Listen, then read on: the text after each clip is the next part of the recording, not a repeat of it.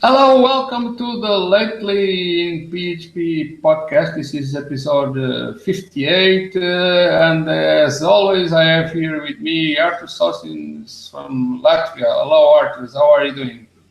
Hello. Actually doing fine. It's finally starting to get warmer here.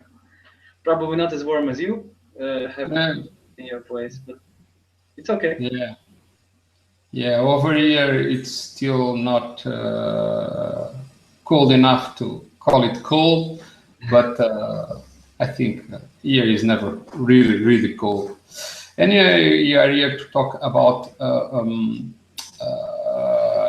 PHP, and this episode is special because we have the pleasure to be sponsored by IPChat. IPChat is a team communication tool by Atlassian, and basically, chat combines every communication method you ever need, like instant messaging, group chat, screen sharing, file sharing, link sharing, video, voice calling, into a single solution. So it allows you to work remotely, working across time zones, and working with the person right next to you if it becomes simpler and more efficient. So you can start using IPChat right now. The basic plan it's free, and if you are interested, you can go to hipchat.com/php classes to start taking advantage of this great tool. And there is also an article about the IPChat in the PHP classes blog that I'll mention it in the show notes. So now starting actually talking about more specific events, things about that have been happening in PHP world. Let's start about the latest releases. Let me share the screen here.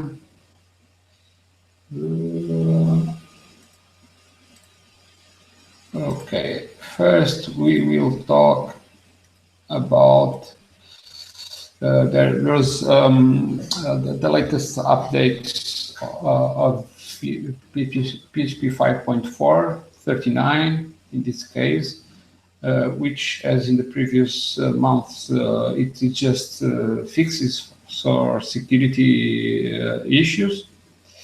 And then there was also PHP 5.5. Let me scroll it here. Sorry.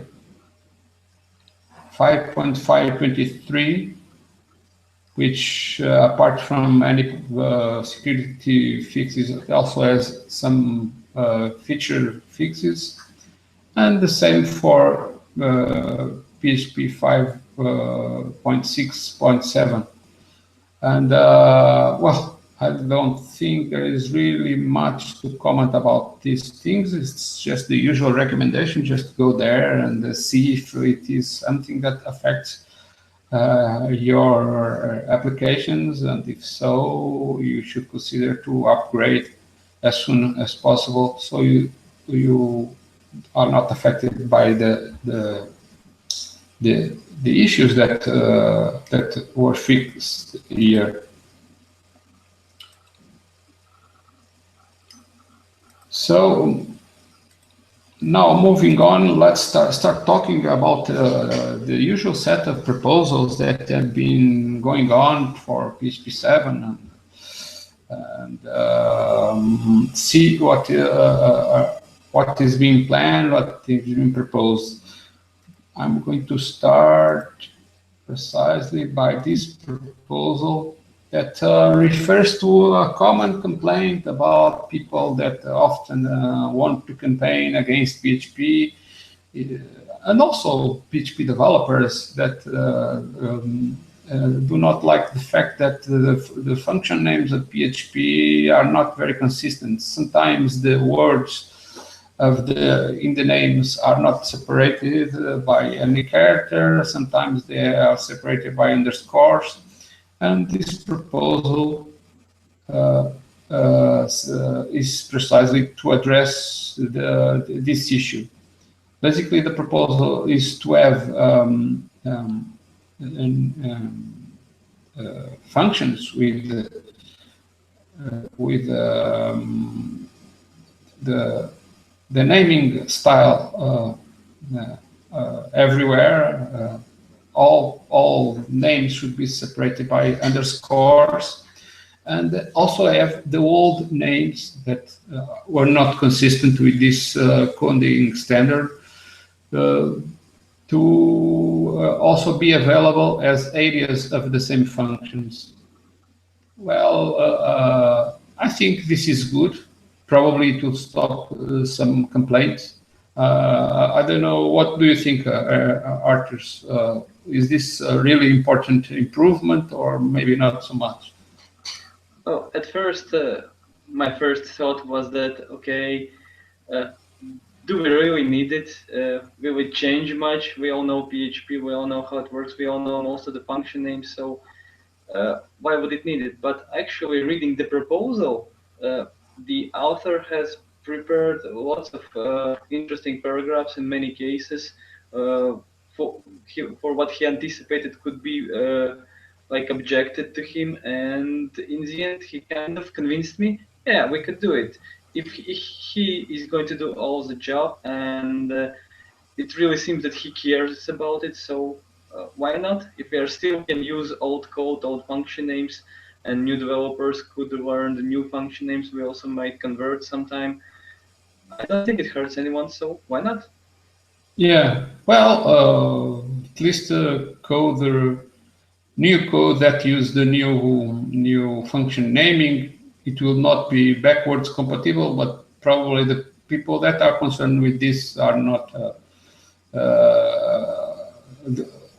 do not care making their code compatible with past PHP versions. In the proposal, you may see a long list of functions that need to be alias to have consistent function naming. And the list is really long, so it will be a lot of work, but okay, most of the work of finding these functions is already Done by the author. Yeah. yeah. So um, so that's it. So now moving on to another proposal. Actually, this is a proposal that is already approved because it was voted already, and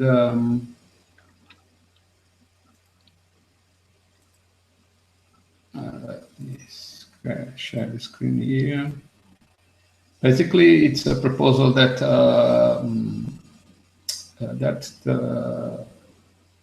will allow that exceptions that happen in the PHP engine. I mean, errors that happen in PHP engine that previously would trigger fatal errors and would call the error handler. Now they would be turned into exceptions, so you would be able to catch those exceptions and eventually do something probably cleaner, because you can catch the exception near in the code near where the error happens, rather than having a global error handler that would be had to be able to catch all types of errors. So I think this is a good feature. What do you think, Arthur? I have nothing against exceptions, and it is always better to, if you're are not sure, but some cases you could process handled exceptions better rather than it crashes and produces an error. I don't know if with PHP it matters much. It's probably you redirect all the error output to some logs or something like that, and then the user won't see anything at all. But it gives more control over it. That's definitely. Yeah, yeah, and there is also the problem that when we have a fatal error, probably the only hack way you can intercept it, it would use a register shutdown function, and still you would not have much of the context of the error, Yeah. just the file and the line and not where that code was called. So I think this is good, and this also ties to another thing that we're going to comment ahead. But first, we are going to comment about another proposal.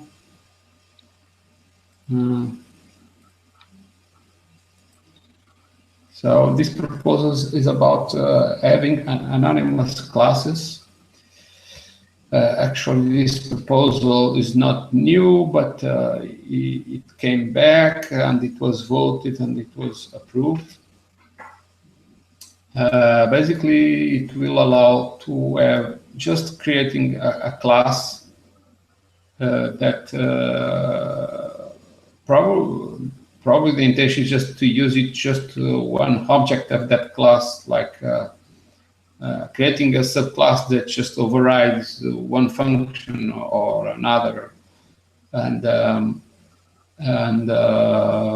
the idea here is to be able to create classes without having to declare their names and such. So the proposal is here. I think this can be useful in some cases. I'm not sure if it will be useful for many people, but I think it will be useful for some at least. Well, it's definitely something new. I can't say I have seen something like that in other languages. At least I'm now thinking and can't remember any example. But it would definitely be useful in a couple of cases. Like one, for example, of course, would be a testing to generate some stab classes. Specifically for the tests under the runtime would be great. Others would be create objects that represent some information in the database, like ORM or something like that, and you could dynamically like create them. You don't need a specific class to define it or something like that. That will also be used. Yeah. Yes, and this seems to be a proposal that was mostly consensual because most people voted in favor of it. Now, moving on to another issue is about also the proposal of having scalar type inting was finally approved. Actually, it was not one proposal. There were many proposals, and finally there was one that was approved. And there is this article written by José Luis Lazo from Spain that written an article on the PHP classes blog, and it tells about what is scalar type inting for those that are not aware. Basically, a way to tell that function parameters and return values can be of scalar types. The scalar types are like integers, floating points, strings, and booleans. And so far, PHP had type inting for objects and arrays, but not for scalar types. So there was finally a proposal because there's a great discussion about this. We've been talking a bit about it before, and the idea, I think the greatest issue was regarding about strict typing. Some people just wanted strict typing, others wanted a more weak typing. I mean, that would allow some kind of type promotion rather than throwing a a more stricter error. So since this is a very important feature that was being proposed, I think it was great for the community in general. What do you think, Arthur? Well, I think it actually is great for PHP classes authors who submit classes, because previously, when you create some kind of library that other developers would use, you would need to anticipate every value that they would provide to your function, like they provide string or integer, and you would need to anticipate all the cases and handle it themselves. In this case, you would just define that this function accepts this type, and it would be on the developers and who will use this library to provide the specific type. Yeah, and it will also be a cleaner way for instance, IDEs that are able to scan the code and determine the right types of the functions that are expected. And previously, they would use PHP doc and parse the definitions there. And not that PHP doc will become obsolete. It's just not everybody wants to use a PHP doc and at least with this syntax to declare the types that are expected. It will be a different, more cleaner way to extract the types that are expected here. So I think it was congratulations. It was a great proposal that was voted. Congratulations to the authors, Andrea Falls originally, and the final version by Anthony Ferrara that created the final proposal that was accepted by the majority of the voters. Now, moving on to another topic that is actually related, which is another article by José Luis Lasso. Let me share the screen here.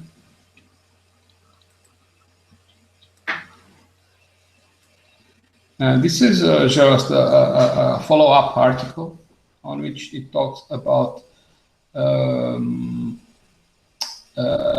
how scalar type inting helps you writing better tests, because now you can declare the types there, and with the type declarations there, you don't have to, for instance, check the actual types in your testing code. With the type declarations, it will throw exceptions, and your test suite will catch those exceptions and detect a text that failed. Previously, you would probably have to write some code to check if the actual type is really of what the type it was expected, and still that would only apply to parameters, not return values of functions.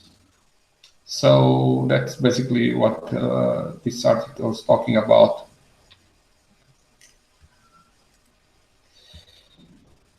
So now moving on with another topic, which is just to mention that now PHP 7 enter what is called the feature freeze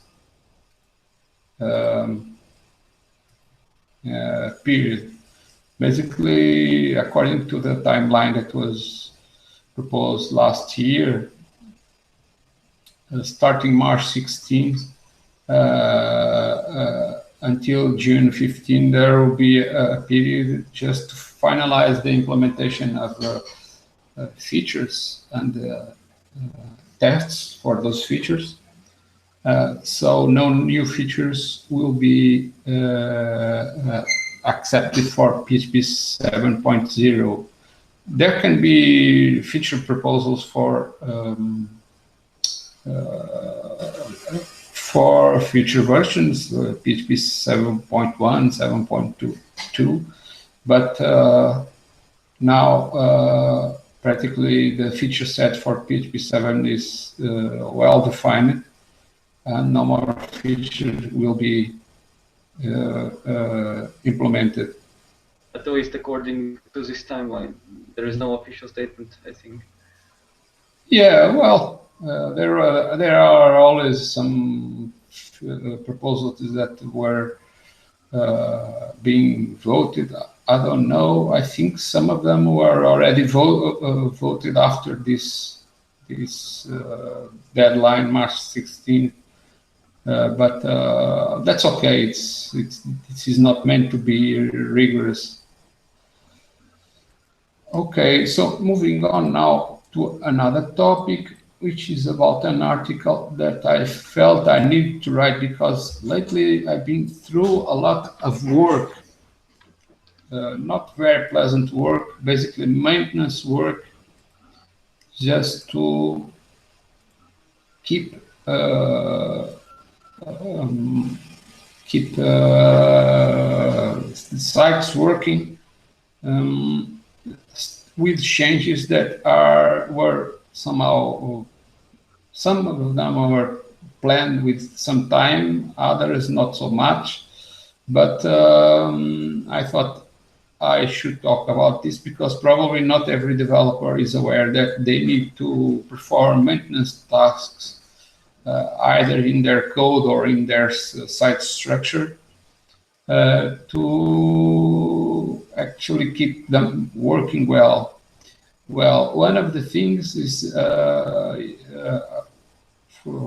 if you have a site that is for mobile devices, it should render well according to Google, so it keeps ranking well on Google. If you do not do this until April 21, it may happen that the pages that are not very well adapted for mobile users, they lose rankings in favor of other pages of other sites that are ranking better. But will they lose ranking of mobile users or of all users, also including desktop? No, this only affects the rankings for mobile users. So okay. It will affect users that are using desktop computers or even tablets. This is just made for devices with small screens, mobile phones and so on. Actually, I mentioned it here, but there is also an article here by Pedro Diaz, which is a former Google employee that is specialist on search engine optimization. He has written a nice article. There is a version in English and then in Portuguese. So in this article, you'll find links to those articles. I also mentioned an article that I have written before, and we commented here in the past episode about the things that you can do to adapt your websites to mobile devices with list of the efforts, because if you want to do a full job, it probably will take you a long time, but you can give priority to certain things and achieve results faster. And well, you just go, if you are not aware about this article, just go and read it and you will know about it. Another thing that is being deprecated is the Google Webmaster Tools API. This probably is not an API that many people are using or know about it. It is an API that Google has been using what they call the client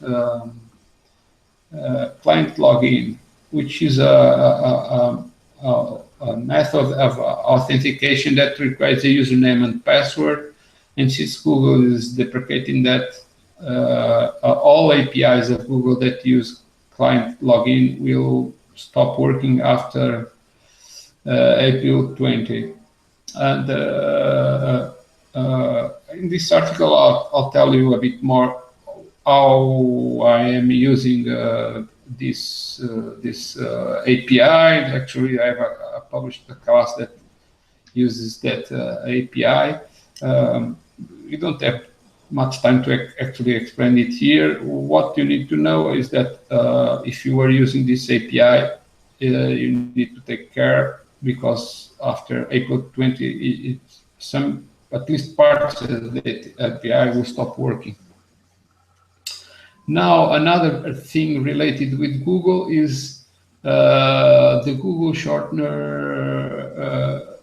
I don't know, maybe it was a mistake that I did, but it stopped working for me like last month. And I was not aware of what was going on. I just saw lots of errors because I use this shortener to put links in Twitter posts, and it was giving like this error here. And it was a bit odd because I didn't know what was about, and it seems that for some reason now they require a parameter in the URL of the API call that at least in the past they did not require, and this is a bit odd. So I realized what was not right. I'm not sure if it was Google that broke the API or just me that misinterpreted it. So if your use of Google shortener stopped working, probably for the same reason, now you know what you can do about it. Another topic also related with Chrome, actually a Google product, starting Chrome 41, if you are using SSL certificates that use SHA-1 signatures, Google starts considering them insecure.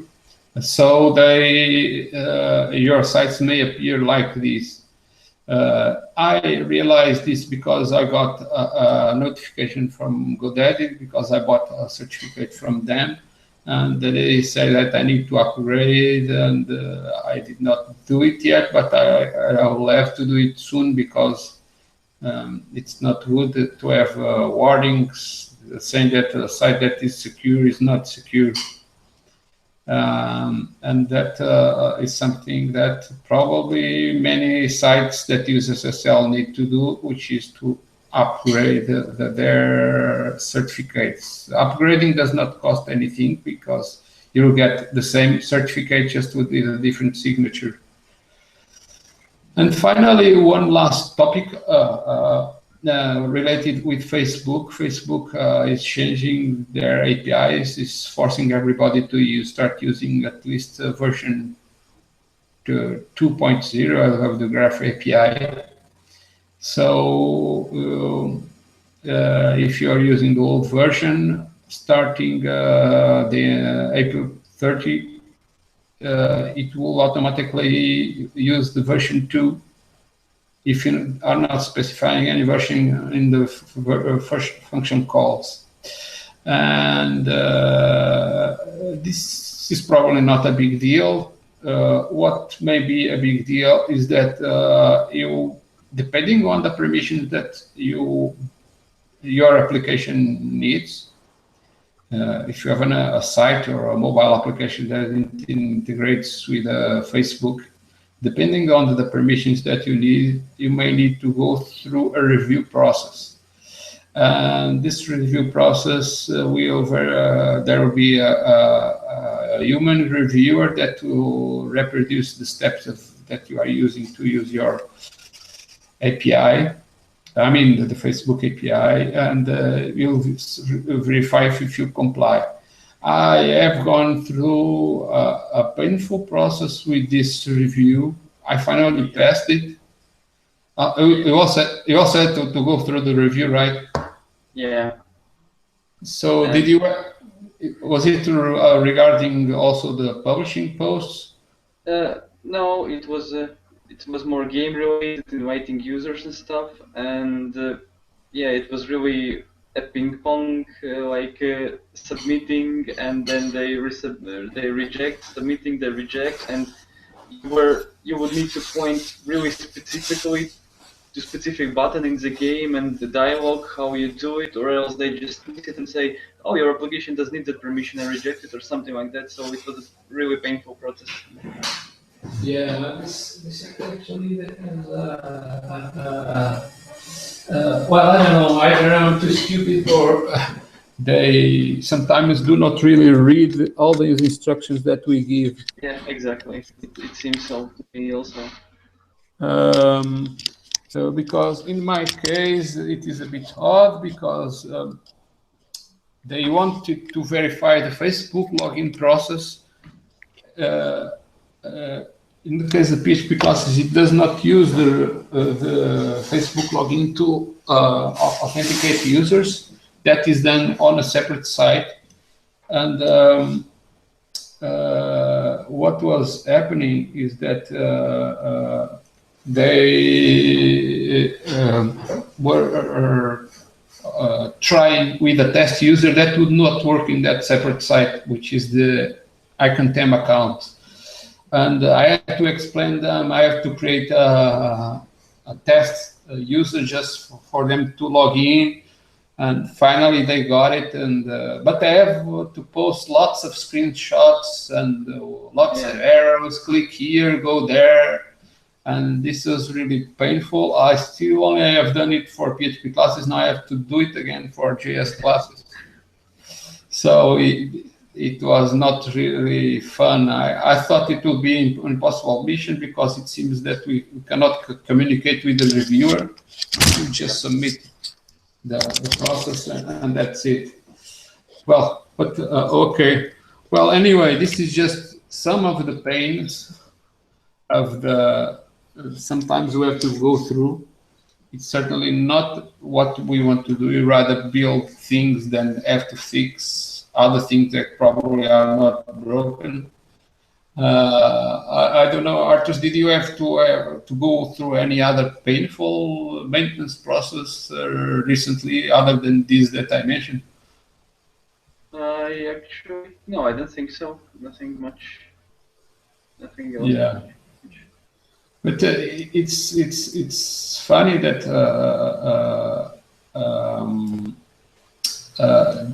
it seems that all this maintenance had to be done precisely at the same time of the year, and as if we do not have already a lot of work to do for now. Anyway, moving on. Let me just comment about a few articles that were posted in PHP Classes blog. There is one by, again, José Luis Lazo. This is an article about how he managed to deal with large amount of information to show to filter from a MongoDB database application where he used Symfony listeners to actually do the filtering. If I got this right, I'm not familiar with the Symfony framework, so I hope I'm not explaining this not very clearly. Anyway, if you are into using the Symfony framework, you may want to take a look at this article. Another interesting article, this time written by Dmitry Mamontov. It is an article about creating daemons. I mean, daemons in the sense of Unix daemons. Linux daemons, like those that start servers when the machine starts boots, and then they stay there monitoring, processing information, monitoring data. And this is a very detailed article.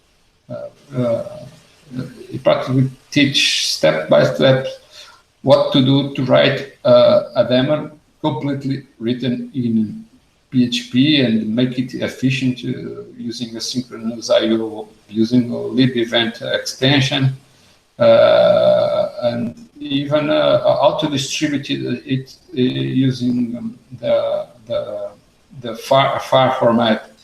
It's very interesting, very detailed. Probably not something that most developers will do, but I think many applications need to write their own daemons, not daemons in the sense of machine level daemons like database daemons or web server daemons. But for instance, if you have for instance, a mailing list, you probably need to send a message to a mailing list, to send the message to a queue, and the daemon will look at that queue and process the message and send it to all users. That is a type of daemon that you can implement in your PHP application.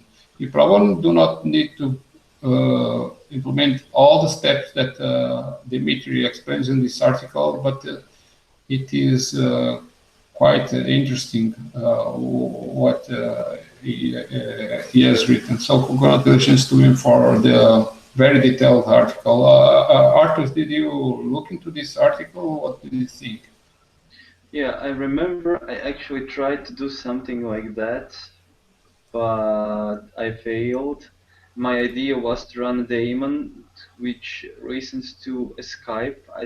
There was previously a Skype API that could be used in PHP even, I think, and something like that. So the post like this would definitely help me, but I think the Skype API is already deprecated.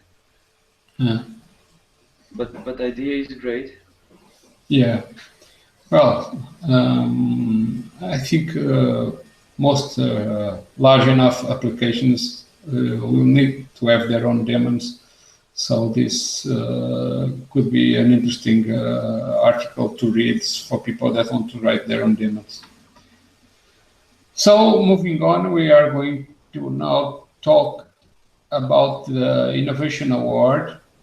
We will start about the Innovation Award of JS classes.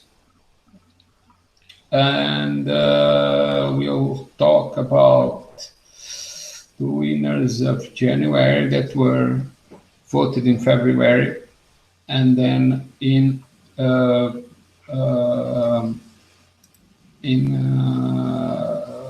March the results came out.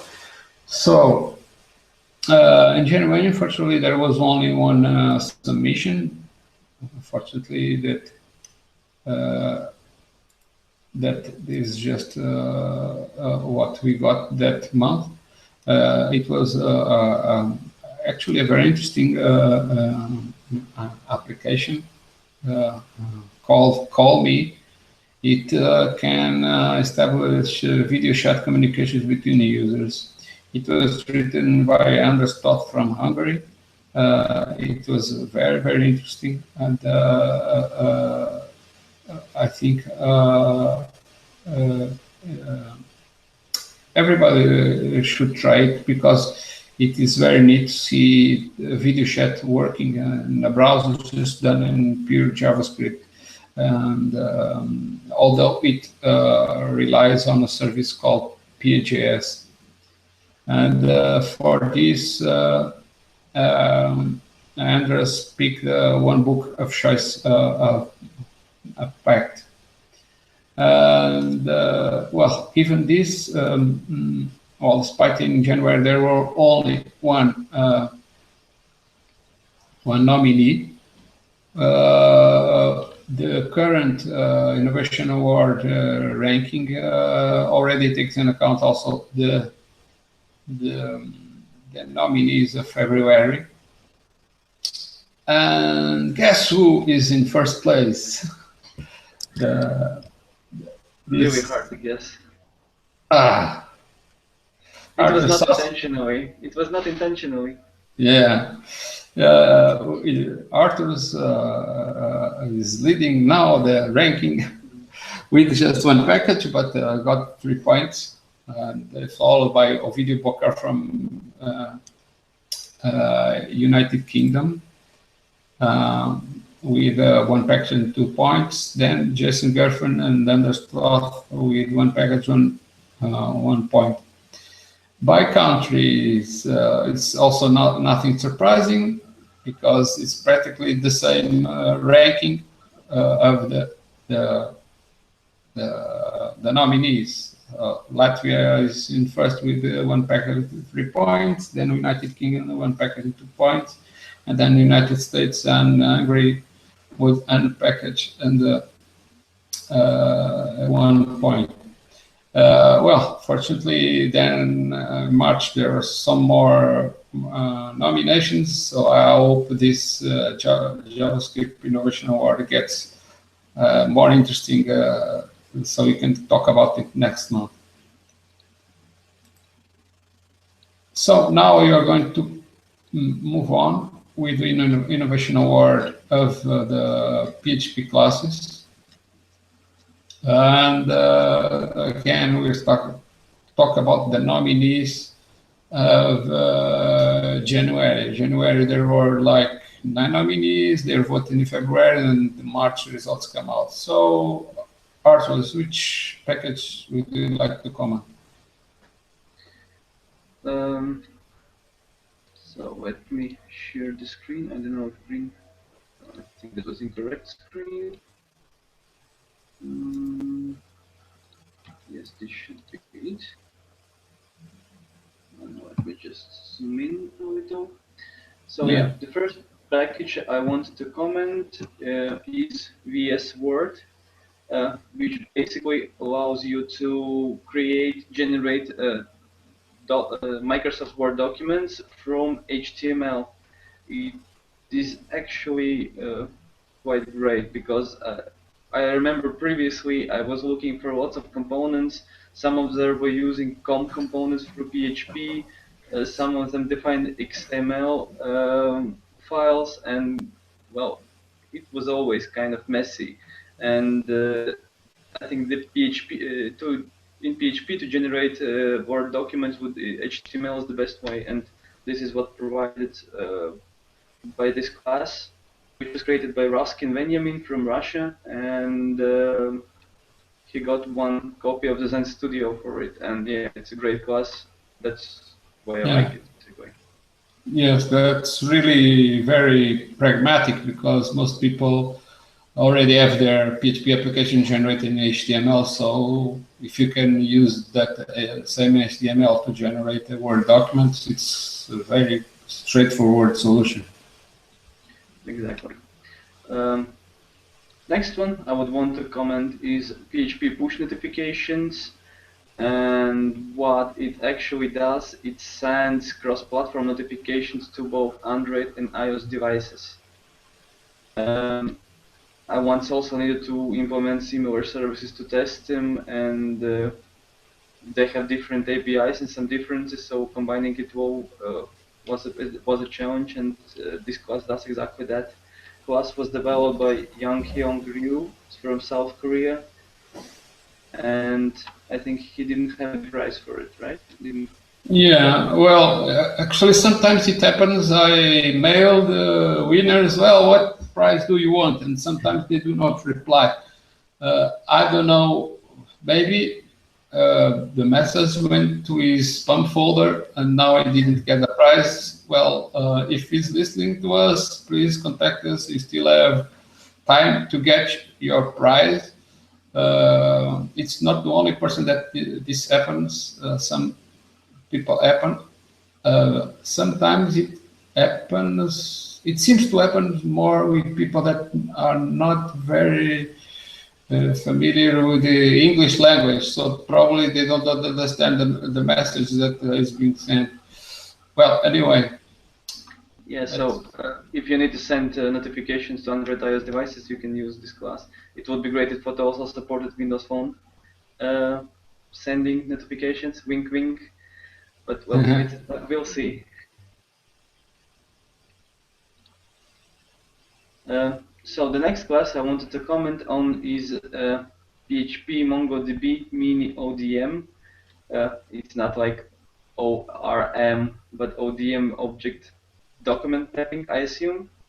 And Yes. what this class does is basically retrieves documents from MongoDB, because documents is basically a row in the table for SQL. It maps it to an object in PHP. This class was developed by Michael Gonzalez from Brazil, and he got PHP Storm ID for this class. Next class is called Pure PHP YubiKey. I think we commented on something previously. It's an OTP, one-time password. Only last time I think it was authenticating through other servers, and this class authenticates locally by decrypting. I don't remember exactly the format of OTP, but Yeah. it's I think decrypted it and provided verified some credentials or something like that. Exactly. And class was developed by Andre Lechti from Switzerland, and he got one downloadable copy of Code Lobster Professional. And the last class I wanted to mention is PHP Graph Real-Time. The first time I heard about it, I was interested how it would be drawing real-time graphs in PHP, but of course the solution is, as usual, HTML, JavaScript, and Ajax requests, but this class provided out of the box and updating data from the server. So if you need something like this, go with this class. It was developed by Gianluca Zanferrari from Netherlands, and he got one downloadable copy of Komodo ID for this class. Okay. On my behalf, I'll also like to comment about a few classes. Let me share the screen here.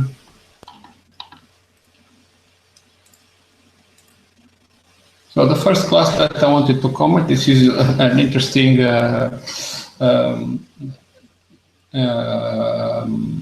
solution for a problem. The author, in this case, Michał Kowalik from Poland, created a package that adds hints to Google API code. So Google distributes class libraries to access their APIs, but they don't have type hinting comments on the code. So we process the code files and adds those type hinting to make them more useful, for instance, in ID. So this is an interesting solution for a problem that should not exist, but since it exists. Lots of type hinting stuff lately, really. It must be a trend. Yeah, well, it was quite a hot trend right now. And well, anyway, Mitchell got $1 over the copy of PHP Ad Professional. Congratulations for this package. Another package that I wanted to comment is one simpler one, which sometimes some sites would like to display, oh, today is so and so, and several years ago it was the day of something, a birthday, somebody died, somebody there was a battle or something like that. And this class called PHP What Happened Today by Amir Handy from Egypt can extract that information from a CSV file that you can update with whatever are the relevant events that you want to show. So it can extract the events that happened today in other days, in other years, I mean. So this is a very interesting package. Another package that I wanted to comment called PHP Fast. It can manage database objects, except that it use flat files to store the records of those databases. It's an interesting solution for this this type of problem, because we all have very strong and mature databases, but for some reason we probably wanted to use a solution that did not rely on a real database server, and implemented a sort of a NoSQL database that it's interesting that it can sort of implement even transactions, things like that. So congratulations to Rafael Rodriguez from Cuba for this package. And finally, I want to comment about the class name PHP hotmap that allows you to perform AJAX calls using code that the class supplies. And it can map calls to PHP objects and functions using AJAX requests. This class is again also developer Rafael Rodriguez from Cuba. So congratulations to him for his contribution. Now we are just going to see how are the rankings for the Innovation Award of 2015. Since PHP classes has much more contributions, the competition is getting hotter. Individually, Andrea Liechti from Switzerland is ahead with 2 packages and 16 points, and then followed by Raskin Benjamin with 1 package and 9 points, as well by Rutaj Maniar from India with 1 package, 9 points. Lucas Oliveira from Brazil with 1 package and 8 points. Young Rui from Korea with 1 package and 8 points. Rafael Rodriguez has the same points, but he has 2 packages from Cuba, as we mentioned before. And then several other authors with 1 package and 7 points. And this is getting very interesting because there are many more than 10 authors already in this ranking, but we are only showing 10 here. And by country, so far, Switzerland is tied with Russia with 2 packages and 16 points. And it is followed by Brazil with 2 packages and 15 points, India 2 packages and 10 points, Germany 2 packages and 8 points. Oops. Oh my God. Then South Korea with 1 package and 8 points, Cuba with 2 packages and 8 points, Nigeria and France 1 package and 7 points, and then Netherlands with 1 package and 6 points. So this competition is getting very interesting. We have been having a great number of contributions. Actually, I would like even to apologize to all authors that have been submitting packages, because there are many packages in the queue, like almost 30 packages, and I have not having enough time to approve all of them Unfortunately, I've been having an health problem in the stomach. I'm feeling better now, but I feel a bit tired and cannot work as fast as I hope. But I hope from now on things will work faster. We forgive you. Okay, thank you.